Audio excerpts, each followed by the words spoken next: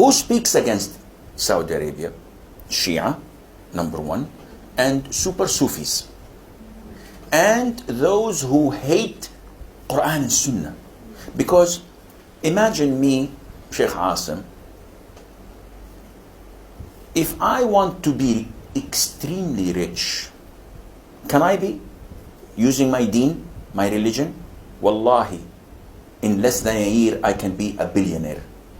If I sell my deen, if I make gatherings and Prophet sallallahu alaihi wasallam, oh Prophet of Allah, our beloved Prophet, Shaikh, I divorced my wife 3 times in one, no problem, don't do it again. Yalla, Bismillah. But you know, I have a problem with payment of the house. And so, Shaikh, this is a check, $100,000. Okay. And I can make money in no time. So those making profit and money, like these people with the green cover or green turban or green, everything is green. Our flag, by the way, in Saudi is green. So those people are making money. They look at Saudi Arabia, at what Saudi Arabia represents, and they talk against it. Because this way, they can bring more followers to them. Now, Saudi allies itself with the West. This is true. Our weapons come from USA. We depend a lot on the technology coming from USA and from Europe because we don't have this. You in Malaysia did the same, but you managed to develop yourself. So you had a plan, taking the technology, transferring it, and operating it afterwards. We failed in doing this 100% due to many reasons, but we still are dependent and we're trying to diversify. We're trying to go to other countries so that we're not dependent on America anymore, alhamdulillah, and this is making America very angry and very upset.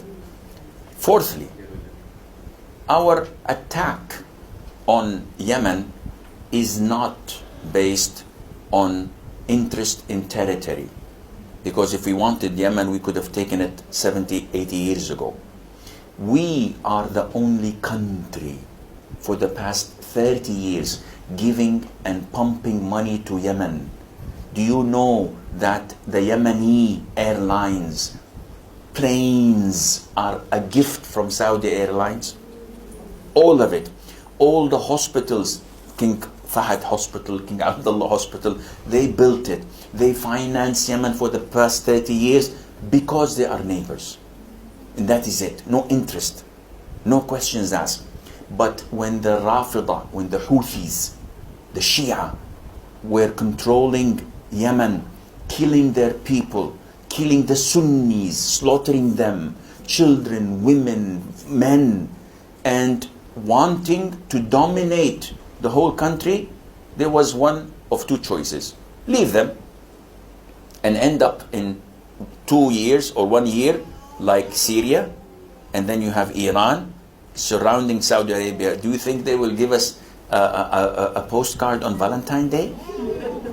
They are fighting us. Our fight with Iran, with these Majus, with this Shia, has been so long, and we are blaming Saudi Arabia. I am, as a citizen, blaming my government for being so soft with them. So now they come infiltrate east of Saudi Arabia. They have done what they have done in Bahrain. They're doing what they're doing in Kuwait. In Syria, they are killing and genocide of the Muslims, of the Sunnis. In Iraq, they're slaughtering all the Sunnis. And Yemen, we want us to wait. The Yemeni government, the legitimate elected Yemeni government, came to Saudi Arabia, begged Saudi Arabia to do something.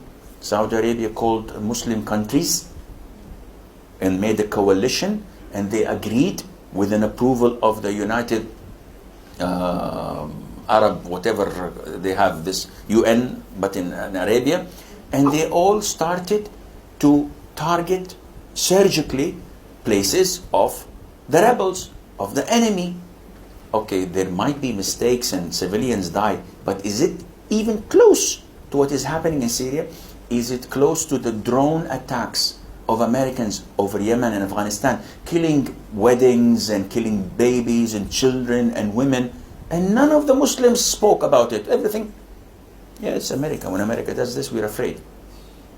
So now, when Saudi Arabia is doing something legitimate and for the benefit of the Yemeni people, who talks against it? BBC makes a full hour report. Saudi is doing, subhanallah. And CNN and Fox News, etc. And of course, Iran is feeding it. Hezbollah, Hezbollah, Hassan Nasrullah, he is barking like crazy because of Saudi Arabia. So those who talk against Saudi Arabia, come and visit Saudi Arabia. What will you see? You will see a king. He's a human being. He's not a prophet. He's not a sheikh. He has his shortcomings. But a king that serves his country well. Muslims, Saudis, travel unafraid. They pray 5 times a day in the masjid, unafraid.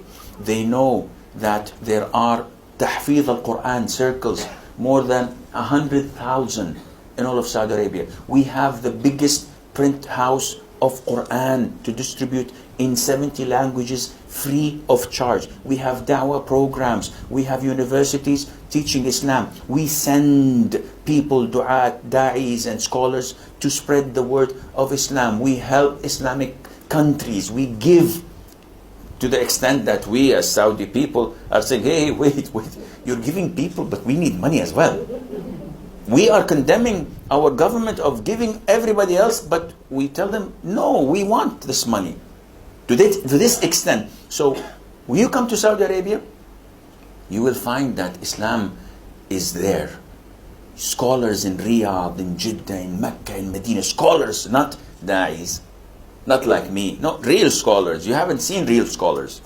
Scholars that know Quran, the Sunnah, they write, they speak, they teach, they are like encyclopedia. Me, I'm not a scholar. People say, Shaykh, awesome. I'm not a scholar. I'm a person who is a little bit old. Maybe this is not real. And I have some knowledge, little knowledge, in English. And exposure in TV. That's why people think that, oh, mashallah, he's well known. I'm not a scholar. I have knowledge more than most of you. And I'm able to teach better than most of people because I'm a teacher by nature, alhamdulillah. But real scholars, you will find them in the thousands in Saudi Arabia, mashallah. No other country has this. So don't be fooled by the propaganda that they're spreading against Saudi Arabia, because we are not utopia. When we're not companions of the Prophet ﷺ, but we are far, far, far, far better than what they accuse us of, and Allah knows best.